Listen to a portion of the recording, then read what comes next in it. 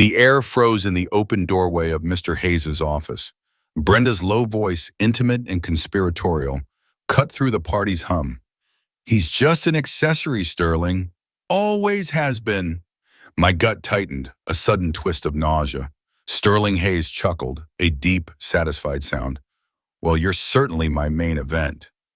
The door clicked shut, leaving me exposed in the hallway, the world tilting. The polished floor of the high-rise ballroom reflected the city lights outside, a dizzying grid of yellow and white. My suit, an off-the-rack navy that felt heavy on my shoulders, seemed to absorb all the light instead of reflecting it. I was Gary Olson, an insurance man, standing among people who wore their wealth like a second skin, comfortable and unyielding. This was Brenda's world, a world of old money confidence and quiet power plays. I was an outsider, a guest at my own wife's triumph. Brenda, in a dress the color of champagne, moved through the crowd with practiced ease. Her laugh, a little louder than usual, drifted over the hum of conversation. She was a high flyer, scaling the corporate ladder at Sterling Hayes' investment firm, and tonight was another rung. She barely glanced my way as she navigated the room, her attention fixed on the important faces, the potential deals. My presence was a formality, quickly forgotten. Mr. Sterling Hayes, a man whose silver hair matched his tailored suit, found us by the bar. He extended a hand to me, a firm, brief shake, his eyes already sweeping past to Brenda. "Brenda, my dear, you're dazzling tonight," he said, his voice a smooth baritone. His hand rested for a moment on the small of her back, a familiar gesture that lingered longer than necessary, guiding her slightly away from me. "Gary, good to see you. Enjoy the party." The dismissal was swift, polite, and absolute. I watched them move off, Brenda smiling up at her boss, her head tilted just so. A bartender, efficient and unsmiling, placed a glass of amber liquid in my hand. Scotch, simple. I took a slow sip, the burn a welcome distraction, and found a quiet corner near a large potted palm. From here I could observe. I felt like unnecessary furniture. Sturdy but unnoticed. Brenda was across the room now, her hand on Mark Jensen's arm, a new project manager with a too-loud tie. She laughed again, a bright sound that carried, and Mark leaned in, his own laugh a little forced.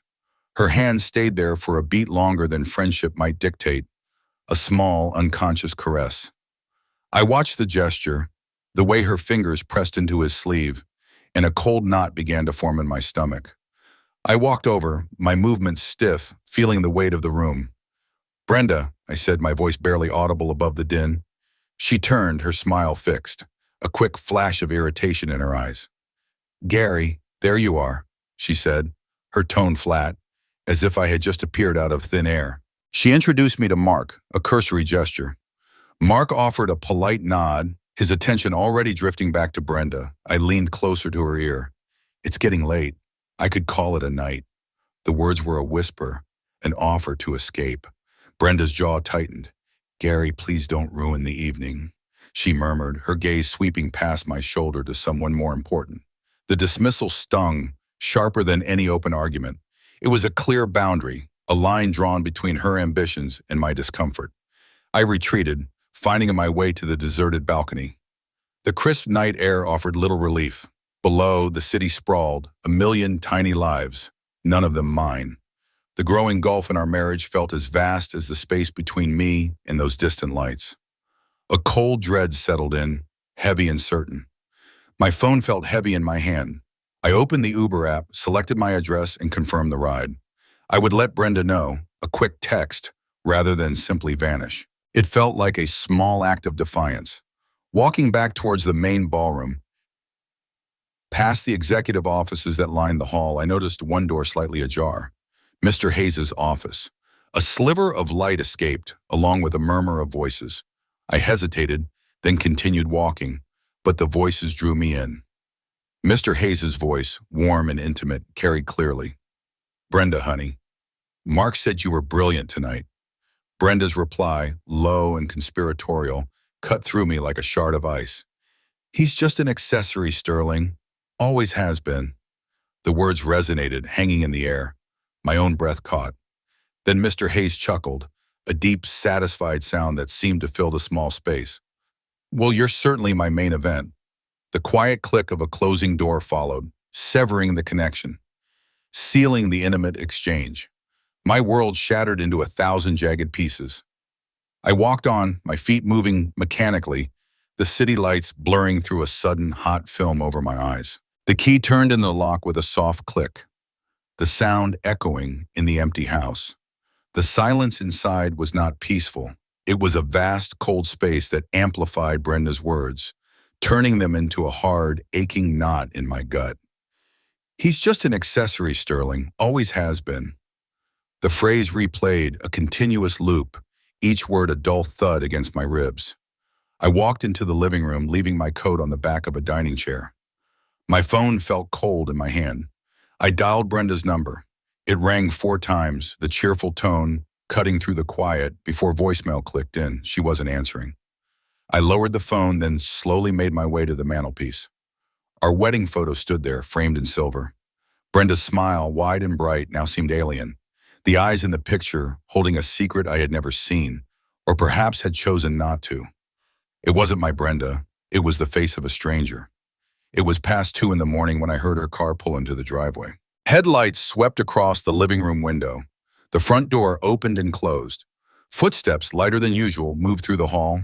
She appeared in the doorway, shedding her coat. Her hair was a little mussed, her lipstick slightly smudged. She moved as if nothing had happened, as if the evening had been simply another successful work event. "Long night, Gary," she said, her voice tired, her tone already dismissive. A preemptive strike. "Don't start." I stood up, the movement stiff. The words felt heavy in my mouth. "What exactly do I mean to you, Brenda?" I asked, my voice flat, almost an accusation. She paused, her hand on the light switch. Her shoulders tightened. "What kind of question is that, Gary? You're being dramatic. It was a stressful night." She avoided my eyes, turning her attention to unzipping her dress. "I overheard something tonight," I pushed, the words catching in my throat. "Something about Mr. Hayes. About you." She laughed, a short, sharp sound that held no humor. "Sterling's a mentor, Gary. He's my boss. You're being absurd. That's a high-stakes environment, and people talk, they congratulate." She pulled the zipper down with a definitive rasp. "You heard nothing of consequence?" But the conviction in her voice was thin, almost transparent. The cold indifference from the office hallway still clung to me. "I'm not absurd," I said, my voice rising a little, my hands clenched at my sides. "I'm just done with being lied to, done with feeling like I don't matter." A quiet resolve, cool and hard, began to form inside me, pushing out the fear. I spent the next morning at the kitchen table, the laptop screen a harsh blue glow. Words like marital property, alimony, and visitation scrolled past my eyes. I was researching divorce lawyers in the area. The grim reality of it all settled over me like a cold blanket, terrifying in its implications, yet also strangely clear-headed. It was a path I'd never imagined for us, for me. In the days that followed, I watched Brenda with a new, unwelcome vigilance. The subtle shifts were everywhere now that I was looking. Late nights at the office became more frequent, always with vague explanations. Her phone calls were guarded, her voice dropping to a near whisper when she thought I wasn't listening. A new aloofness had settled between us, a quiet distance that stretched across the breakfast table, across the couch where we used to sit. The space between us hummed with unspoken things. My internal struggle waged a quiet war. Could she really be doing this? To us? To me? After all these years, the shared history, the comfortable rhythm of our lives? The thought was a sharp pain, yet the memory of her words, "He's just an accessory," held more weight than any denial. Suspicion was a dull ache, but her indifference was the real pain, the core wound. I knew I needed more than suspicion. I needed proof, something concrete that would silence the gnawing doubt or confirm the terrible truth. A quiet desperation began to push me toward actions I never thought I'd consider. Checking her phone bill, sifting through her mail, looking at her messages. It felt dirty, a betrayal in itself, but the thought of living in this fog of uncertainty was worse. I started to see our life through a new lens. a magnifying glass revealing cracks everywhere I looked. The forgotten anniversary, the hasty goodnight kisses, the way she no longer asked about my day. Signs I had missed, or perhaps deliberately ignored, now stood out in stark relief. A quiet resolve, a stubbornness ingrained from growing up on the plains, settled deep within me. I would uncover the truth, no matter how much it hurt to find it. This wasn't just about us anymore, I thought, standing by the living room window, looking out at the familiar street. This was about what's real and what ain't. The online phone bill was a dense grid of numbers and dates. I scrolled through it, my eyes scanning the column for unusual activity. There it was, a pattern of calls late at night to a number I didn't recognize. The calls were short, often just a minute or two, but consistent, too consistent. My fingers trembled as I highlighted the number, a cold premonition tightening its grip. A few days later, while Brenda was out, the premonition solidified. In the back of her lingerie drawer, tucked beneath a silk slip, I found it, a small, black, prepaid burner phone. It wasn't even activated with her usual carrier. My breath hitched. This wasn't for casual calls. This was for secrets. The discovery confirmed my worst fears, a cold certainty replacing the gnawing doubt. My hands, despite the chill, felt clammy as I placed it back exactly where I'd found it. Later, sitting alone in the quiet house, I downloaded a call recording app to my own phone. The instructions were simple, almost too simple for the gravity of what I was doing. Each tap on the screen felt like a betrayal, yet a necessary one. I was setting a trap, a digital tripwire in my own home for my own wife. The stranger I was becoming felt chillingly distant. The next evening, Brenda was in the kitchen, talking quietly on her regular phone. I was in the living room, pretending to read. The recording app was active. Her voice, hushed and intimate, drifted into my ear. "Mark, I miss you. He suspects nothing." The words were a physical blow. Not just Mr. Hayes, Mark Jensen, the project manager with the loud tie, the one whose arm she'd touched. The betrayal hit harder, a double-edged wound slicing through me. I closed my eyes, picturing them, the casual intimacy, the shared laughter. The following week, I found Sal through a small, discreet ad in the local paper, wedged between handyman services and estate sales. Sal was a retired cop, a man with tired eyes and a handshake like sandpaper. I felt a mix of shame and desperate necessity as I laid out my suspicions in his sparsely furnished office. He listened, nodding slowly, without judgment. "We'll see what we find," he said, his voice raspy. "It's usually pretty clear one way or another." Sal's reports started coming in. First, a series of photos. Brenda entering a discreet apartment building downtown. Mark Jensen following 20 minutes later. Late dinners at out-of-the-way restaurants, their hands touching across the table. Stolen weekends in a cabin up north. Details confirmed by license plate tracing and reservation checks. The evidence was meticulous, damning. Then there were the reports of Mr. Sterling Hayes. Discreet meetings, not in the office, but at a private club, and on occasion, late-night pickups at Brenda's office, his luxury car waiting as she slipped in. It painted a picture of a tangled web, not a simple affair, but a carefully orchestrated deception involving two men. The complexity of it was almost impressive, a cold, calculated strategy. I reviewed the evidence on my dining room table, a stack of glossy photos, printouts of text messages, time-stamped logs. My stomach churned, a bitter bile rising in my throat. It was all true, every sickening detail. How could I have been so blind? One evening, Brenda was talking about a difficult meeting she'd had. "Where were you last Tuesday night, Brenda?" I asked, my voice calm, almost casual. The question hung in the air, weighted with everything I knew. She paused, a flicker of something unreadable in her eyes. "Last Tuesday? Oh, that was a late one, dinner with clients. You know how those go." Her excuse was flimsy, offered without a trace of hesitation. A well-rehearsed lie. My heart ached, a deep, hollow pain.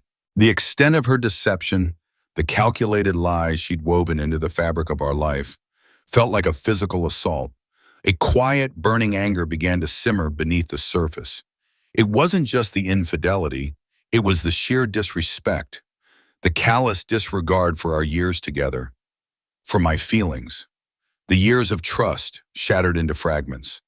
I imagined Brenda's easy laughter, her glib lies, and a cold determination settled over me, hardening my resolve. I decided to wait, to gather every last piece, every scrap of evidence, before confronting her fully. She needed to see it all, laid bare, undeniable. I couldn't just throw accusations. I needed to present the cold, hard facts. Nights became a blur of staring at the ceiling, picturing the scenes. Brenda with Mark, Brenda with Sterling. Sleep was a distant, unreachable luxury. The quiet dread consumed my every thought, every waking moment, a constant, low hum beneath the surface of my skin. The dining room table, usually reserved for quiet meals, was now a battlefield. I had laid out the evidence meticulously, the phone records with the highlighted unknown number, the blurry photos from Sal's reports showing Brenda with Mark Jensen, another set with Mr. Sterling Hayes. There were printouts of text exchanges Sal had managed to pull, intimate and unambiguous. Brenda stood opposite me, her face pale under the harsh overhead light. "What is this, Gary?" she asked, her voice starting low, a hint of anger already in it. She picked up a photo of herself and Mark, laughing outside a discreet apartment entrance. "You've been spying on me?" "Yes," I said, my voice flat, devoid of emotion. "And I found this," I gestured to the pile. "All of it." She tried to deny it, a frantic scramble of excuses and accusations. "This is ridiculous, Gary. You're imagining things. Sal is a hack. This is all doctored. How could you do this to me?" But her resolve was thin, fraying at the edges. Her eyes darted from the photos to my face, then back to the damning evidence. Her composure, usually so unshakable, began to crack. Then the anger shifted. Her shoulders slumped. A whimper escaped her lips. She sank onto the dining chair, burying her face in her hands, her shoulders shaking. The denial gave way to tears, hot and desperate. "I'm so sorry, Gary," she choked out, the words muffled. "I messed up. I really messed up." She confessed in raw, ragged bursts to the affairs with both Mark Jensen and Mr. Sterling Hayes. The full trough, ugly and painful, spilled out. She begged for forgiveness, her voice raw. I stood there numb, watching her. A flicker of grim satisfaction, cold and unwelcome, stirred within me. So it was all true. Every sickening detail. The gnawing doubt was finally silenced, replaced by a terrible certainty. "Please, Gary," she sobbed, looking up at me, her face streaked with tears and mascara. "Please don't leave. I'll change. I'll end it with both of them. I swear. I love you, Gary. I really do." She reached for my hand, her fingers cold. I pulled back slowly. My voice, when it came, was steady, a stark contrast to the tremor I felt deep inside. "I can't live with this, Brenda," I said, the words cutting through the air. "I want a divorce." Her head snapped up, her eyes wide with shock. "A divorce? Gary, you can't be serious. We have a life, our home, our dreams." She tried to manipulate me, pulling on the threads of our shared history. "You'll regret this, throwing everything away for a moment of weakness. People make mistakes." "I regret not seeing it sooner," I replied, the pain a dull ache in my chest. "That's what I regret." Those words were true, sharp and unyielding. I walked to the bedroom, pulling out a small duffel bag from the closet. I packed a few shirts, a pair of jeans, my toothbrush, a few essentials. The movements were mechanical, practiced, as if I'd done this 100 times before. When I returned to the living room, Brenda was still there, a crumpled heap on the floor, weeping. The quiet house, once a home, now felt like a tomb for our marriage. I didn't say goodbye. I drove aimlessly, the Midwestern night a blur outside my window. The highway lights streamed past, reflecting off the damp asphalt. The silence in the car was a heavy companion, a stark contrast to Brenda's desperate pleas. I pulled into a gas station parking lot, the fluorescent lights harsh and unforgiving. I called my parents, the phone warm against my ear. "Hey, Ma," I said, trying to keep my voice even. "Just calling to say I'm staying at a hotel for a bit. Work thing, you know." I kept the true reason veiled. They didn't need to know the ugly details tonight. "It's just some trouble at home," I added, the words catching in my throat despite my best efforts. My mother's concerned questions were a familiar comfort, a small anchor in a rapidly unmooring world. A crushing weight of loneliness settled over me, an emptiness that seemed to echo in the vastness of the night. But beneath it, a fragile sense of reclaiming my own life began to stir. The accessory comment wasn't just about the party, I realize now. It was about my entire existence in her world, a convenient prop for her ambitions. This is real, I thought, as I pulled back onto the highway, leaving the gas station behind. And it's finally out in the open, for better or worse. The small apartment smelled faintly of fresh paint and loneliness. My few boughs of belongings did little to fill the space. A couch, a kitchen table, a bed. These were the stark realities of my new life. It felt temporary, provisional, yet the weight of its permanence pressed down on me. I was Gary Olson, a man whose life had suddenly, violently downsized. Divorce proceedings began with a grim efficiency. Brenda, true to form, had wasted no time. Her lawyer was a shark, sharp and aggressive, clearly hired to minimize my share, to protect Brenda's rising star and accumulating assets. My own lawyer, Mr. Miller, was a kind man, pragmatic and direct. He sat across from me in his modestly cluttered office. "She's making it tough, Gary," he said, pushing his glasses up his nose. "Her lawyer's trying to paint you as unstable, emotionally volatile. Standard tactics. Says you were harassing her. She's got good connections too. You know that." Brenda wasted no time in making my financial situation difficult. The joint accounts were frozen, suddenly inaccessible. I found myself at my bank, applying for a small personal loan, the paperwork a humiliating reminder of my abrupt fall. The sudden strain was an unexpected punch, forcing me to budget for groceries, gas, and rent in a way I hadn't done in years. My parents, bless their Midwestern hearts, didn't pry, didn't ask for details I wasn't ready to give. But their quiet support was a steady hand in the storm.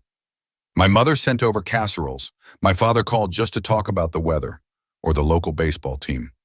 "Just checking in, son," he'd say, his voice gruff but warm. They sensed the depth of my pain without me having to articulate it. At work, the hum of the fluorescent lights felt oppressive. I struggled to focus on policy details and client calls. My mind was a constant loop, replaying scenes. Brenda's laugh with Mark, the click of Mr. Hayes' office door, her tearful confession. The grief was a dull ache, the anger a simmering heat just beneath the surface. My performance reviews, usually steady, were beginning to reflect my distraction. Brenda called, sometimes from an unknown number, sometimes from her office line. Her tone swung wildly. One day she was tearfully apologetic, pleading for another chance, swearing she'd changed. The next, she was furious, accusing me of ruining her reputation, of being vengeful. I remained steadfast. "There's nothing left to say, Brenda," I'd repeat, my voice flat, and hang up. Each call was an attempt to regain control, to extract some information, some leverage. I wouldn't give it to her. Through subtle channels, a casual word from an old colleague of Brenda's, a chance encounter with someone who knew a secretary at Westbridge Capital, I started to learn things. Brenda's affairs, once hidden, were becoming an open secret at the firm. Whispers circulated about her ambition, her tactics. Mr. Hayes was a powerful man, but even his firm couldn't ignore persistent rumors about an executive's conduct, especially one who seemed to be playing both ends against the middle. A quiet sense of anticipation began to build in me. I knew Brenda's relentless ambition was her ultimate Achilles heel. It was the driving force behind everything she did, and it might just be the thing that brought her down. The thought of staying in my current insurance job, a safe but uninspiring career, felt suddenly intolerable. I started actively seeking new opportunities, scanning job boards, polishing my resume. "I need a fresh start," I told myself, staring at the blank walls of my new apartment, away from all of this mess and memory, away from everything that reminds me of her. The pressure was constant, the isolation a heavy cloak. But I refused to break. I held on to a quiet dignity, a stubborn Midwestern resolve that kept me putting one foot in front of the other. I may have lost a lot, I thought, but I won't lose myself in the process. There's a certain kind of strength that comes from knowing what you won't compromise. Sometimes life's biggest lessons come with the highest price tags. Stick around to the end to see how life's costly choices unfold. The offer came unexpectedly. A smaller, competing insurance firm, a local outfit looking for someone with experience, someone reliable. It wasn't Westbridge Capital or the kind of high-flying world Brenda inhabited, but it was a chance to rebuild, to start over, from scratch. The salary was decent, the commute shorter, and the people seemed straightforward. I accepted it, feeling a fragile sense of hope bloom in the barren landscape of my life. Divorce negotiations continued, a drawn-out, draining process. One afternoon, during a particularly contentious phone call with Brenda about the division of assets, her usual composure slipped.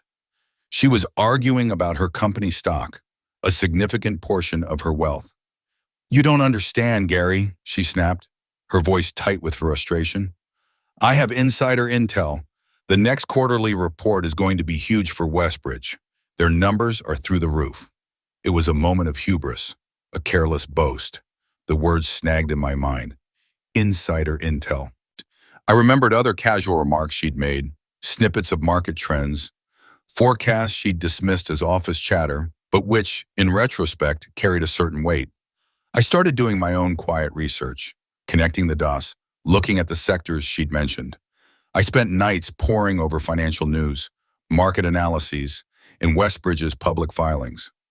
It was a hunch combined with Brenda's unwitting tip.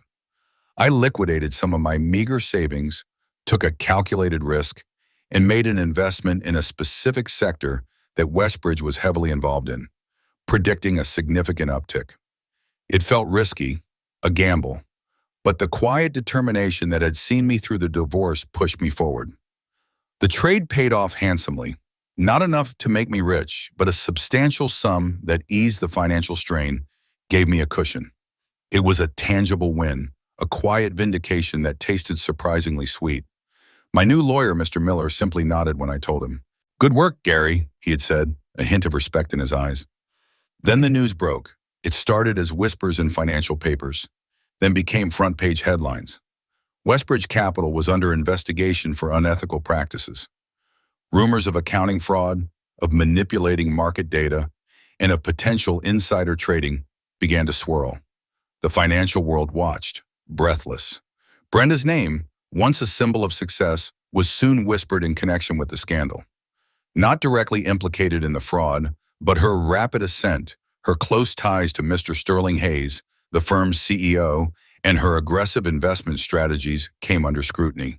Her carefully constructed world, built on ambition and ruthless networking, began to unravel. Her reputation, once so pristine, was rapidly tarnishing.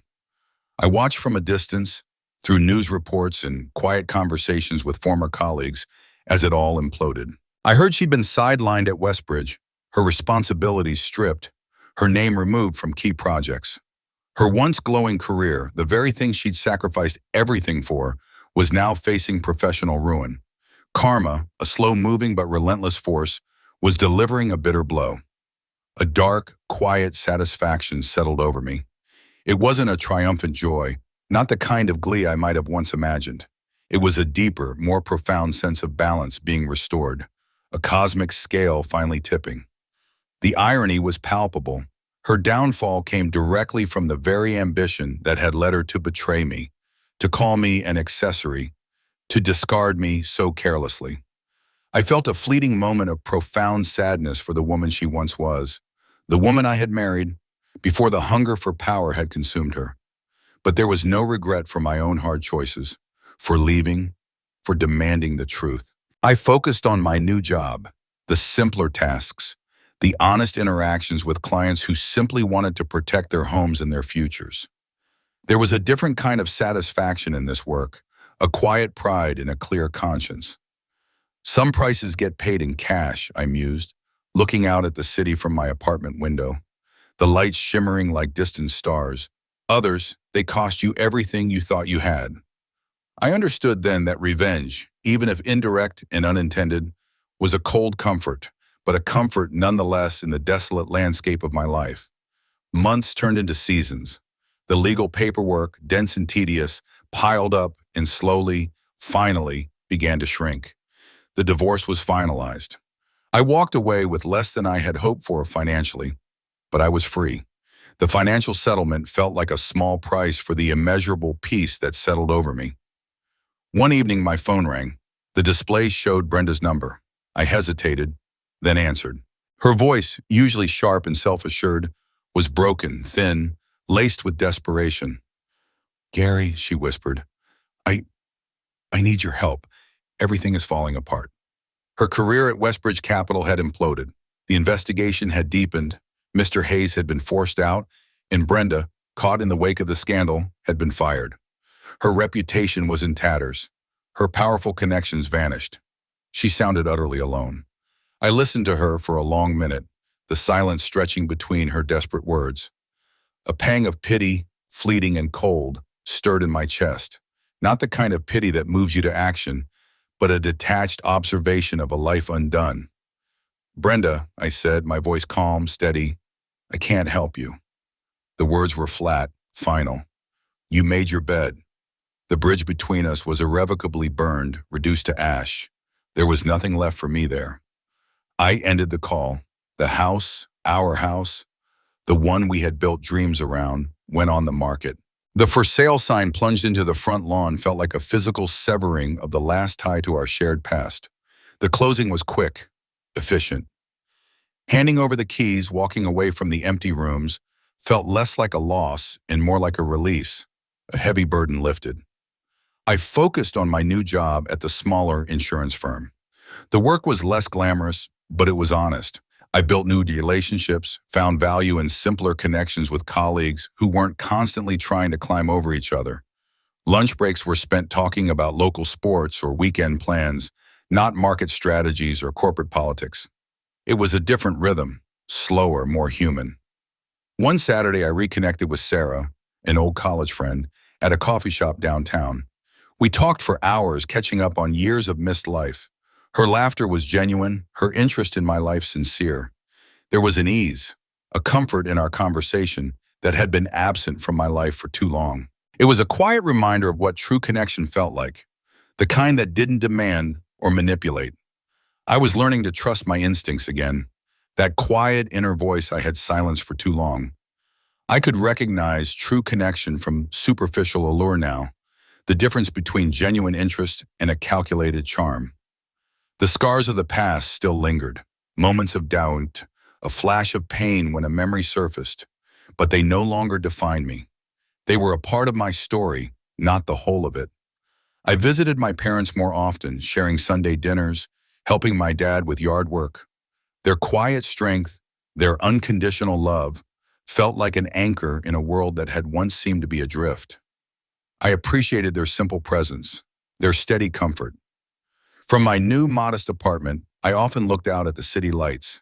They stretched endlessly, a grid of human lives. I no longer felt small among them, or like an accessory. I was a survivor. My life, though stripped bare, felt solid again. The story of Brenda and me didn't end with a grand resolution, no dramatic triumph or sudden epiphany.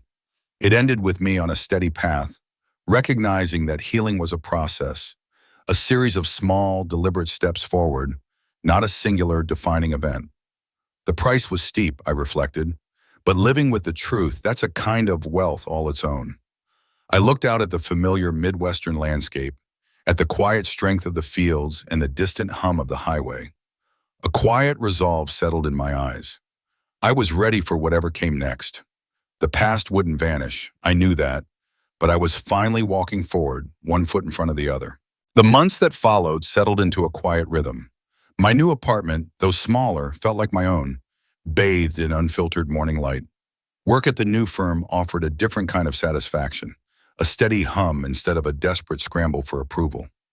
Brenda, I heard through vague channels, had relocated, her career at an impasse.